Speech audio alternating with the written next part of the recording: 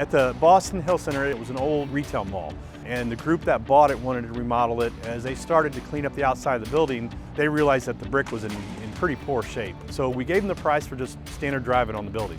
The owner came back and said, I want to dress up these columns, I want to do this, I want to do that. I happen to have a sample of new brick in my truck, and I showed them the sample, and they said, you can run that up the building.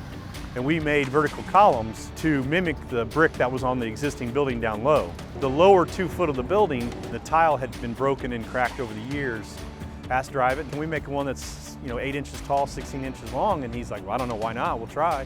The owner's like, absolutely, it looks just like pieces of limestone. You can design it any way you want, any color you want, almost any texture you want.